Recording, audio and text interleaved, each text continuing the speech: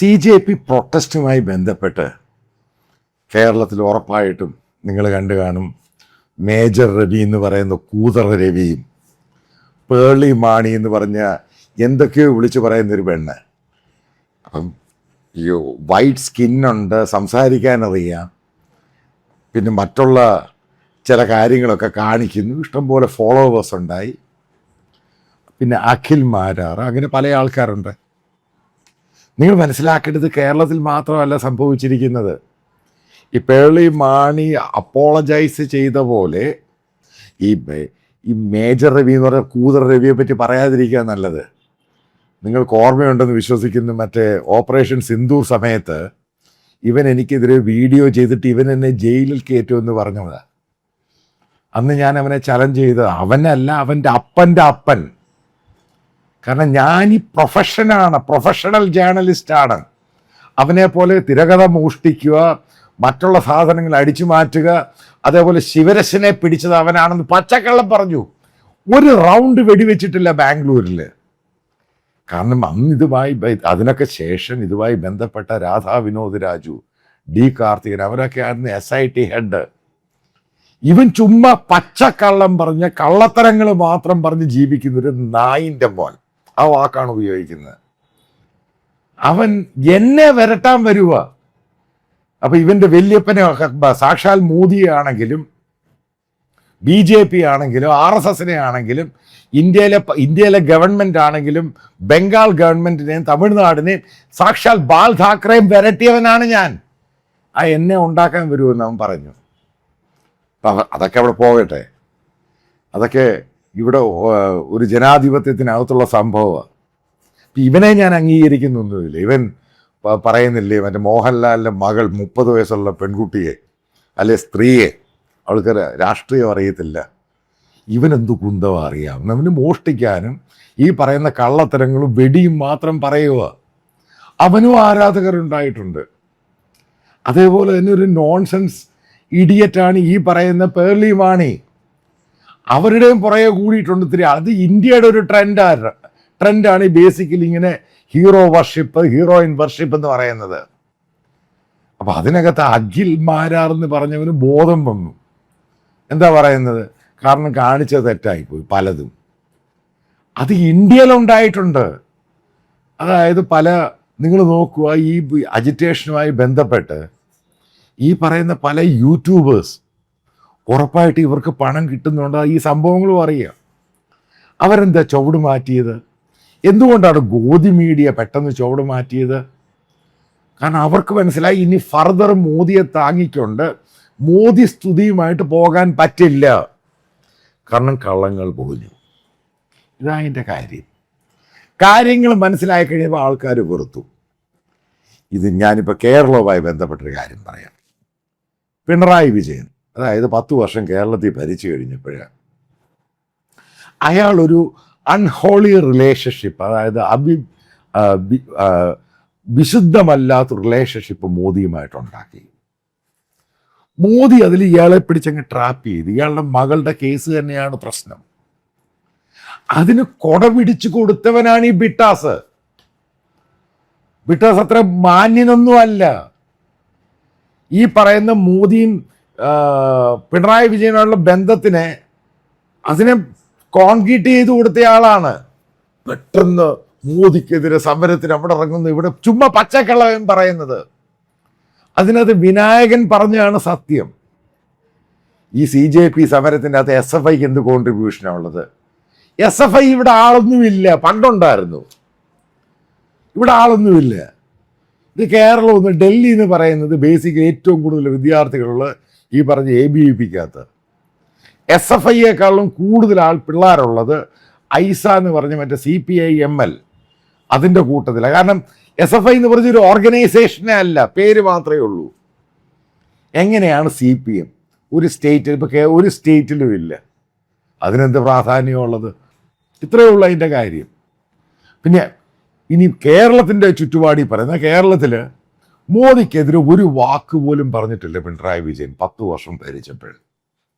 മകളുടെ ഇഷ്യൂ തന്നെയായിരുന്നു കാരണം. അതിൻ്റെ പേരിൽ തന്നെ ഈ പറയുന്ന പക്ക കമ്മ്യൂണിസ്റ്റുകാരായ പല ആൾക്കാരും അവർ വലിയ ഡിസപ്പോയിൻറ്റഡ് ആയി. അതിൻ്റെ ഭാഗമായിട്ടാണ് അയാൾ വെള്ളാപ്പള്ളിയെ പിന്തുണച്ചത്. അത് മനസ്സിലാക്കുക, ആ റിലേഷൻഷിപ്പിൻ്റെ ഭാഗമായിട്ട് തന്നെയാണ്. അവിടെ മുഴുവനും ബാക്ക്ലാഷ് ഉണ്ടായി. ഇതാണ് ഇഷ്യൂ. അങ്ങനെയാണ് CPM ഏറ്റവും മോശമായ രീതിയിൽ തോറ്റുപോയത്. മനസ്സിലാക്കുക, പിണറായി വിജയൻ എന്ന് പറയുന്നയാൾ ചതിയനാണ്. ആ ചതിയൻ്റെ കൂട്ടുകാരനാണ്, അതിന് കൊട പിടിച്ചു കൊടുത്തവനാണ് വിട്ടാസ്. ഡൽഹി സർക്കിളിൽ അറിയാവുന്ന കാര്യങ്ങളാണ് ഇതൊക്കെ.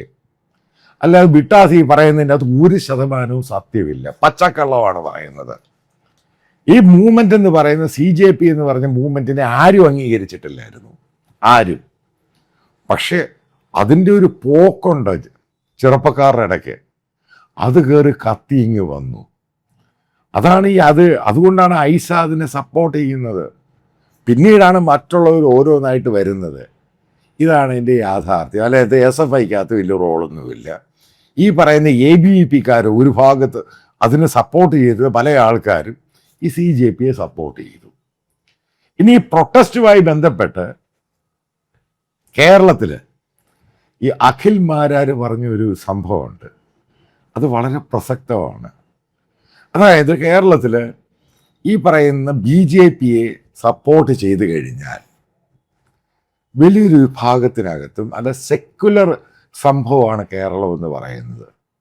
അതിനെ ഏറ്റവും കൂടുതൽ തുരങ്കം വെച്ചത് മനസ്സിലാക്കുക, BJPയെക്കാളിലും കേരളത്തിൻ്റെ സെക്യുലർ മനോഭാവത്തെ നശിപ്പിച്ചത് പിണറായി വിജയനും CPM-ഉമാണ്. അതിൻ്റെ തോറെ കൈ കഴുകി മാറാൻ പറ്റത്തൊന്നുമില്ല. ഇവരുമായിട്ട് അഡ്ജസ്റ്റ്മെൻ്റ് രാഷ്ട്രീയത്തിലോട്ടങ്ങ് പോയി. അതുകൊണ്ടാണ് ശബരിമല കൊള്ള ഈ പറയുന്ന BJP അതൊരു വലിയ ഇഷ്യൂ ആക്കിയില്ല. ഏത് സംഭവം, അതേപോലെ തന്നെ സുരേന്ദ്രൻ കൊടകര കേസ് CPM അത് ഒതുക്കി കൈ കൊടുത്തു. അന്യോന്യം പുറം ചൊറിഞ്ഞു കൊടുത്തു. അതിലുണ്ടായ സംഭവം എന്തോ, CPM ഒന്നും അല്ലാതായി മാറി.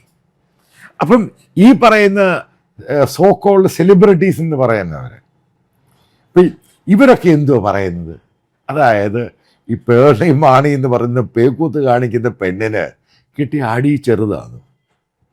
അതേപോലെ തന്നെ സൈബർ അറ്റാക്കൊക്കെ മാറട്ടെ, ഇവർക്കൊന്നും മനസ്സിലാവുന്നില്ല എന്തുവാണ് ജെൻസി.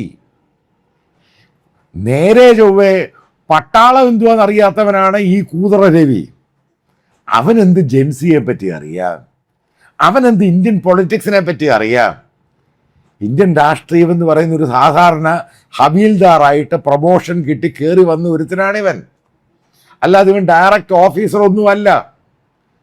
അത് കഴിഞ്ഞ് പ്രിയദർശൻ്റെ അസിസ്റ്റൻ്റായിട്ട് പോയി. അവിടുന്ന് ഈ ഒരു പട്ടാളക്കഥ 2 പട്ടാളക്കഥ ചെയ്തു. ഇങ്ങനെയാണ് ഇവൻ്റെ സിനിമ. അതായത് അതും കോപ്പിയടി മാത്രം, കള്ളത്തരങ്ങൾ മാത്രം പറയുക. അപ്പം അതല്ലേ റെജി മാത്യു എന്ന് പറഞ്ഞ സ്ക്രിപ്റ്റ് റൈറ്റർ ഇവനെതിരെ പരാതി കൊടുത്തു. അതായത് കേരളത്തിൻ്റെ ചരിത്രത്തിൽ ഒരാൾ പരാതി കൊടുക്കുന്നു, അതായത് സിനിമാ മേഖലയിൽ അയാളുടെ കഥയും തിരക്കഥയും അടിച്ചു മാറ്റി.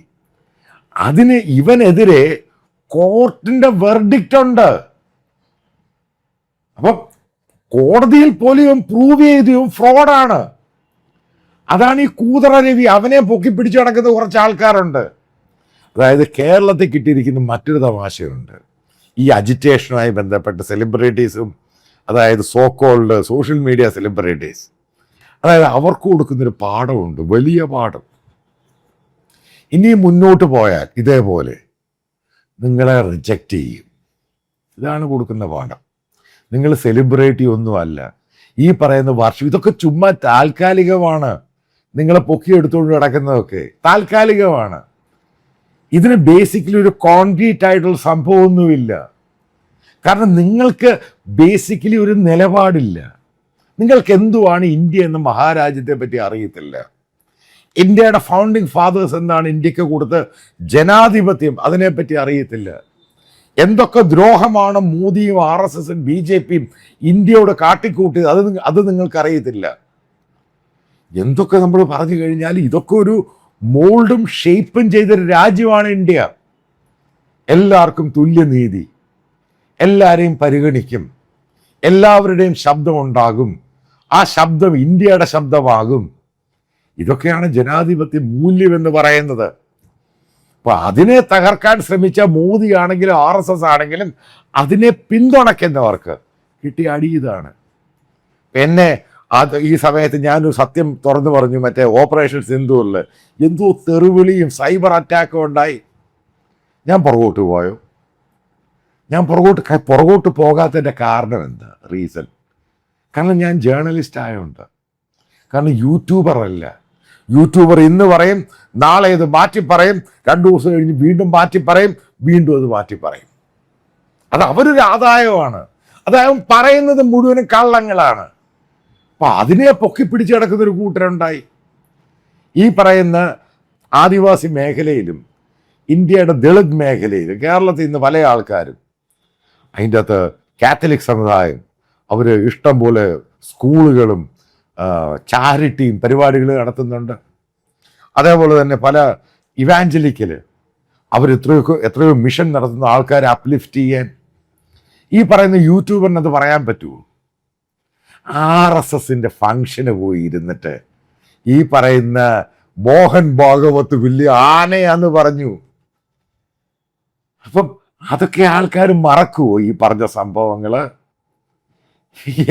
ഇന്ത്യയുടെ സ്വാതന്ത്ര്യ സമരത്തെ പാര വെച്ചവര്, ബ്രിട്ടീഷുകാരോട് ഇന്ത്യ വിട്ട് പോകണ്ട എന്ന് പറഞ്ഞവര്, അപ്പൊ ഇപ്പോൾ ഇന്ത്യയുടെ ദേശീയവാദം പറയുകയാണ്.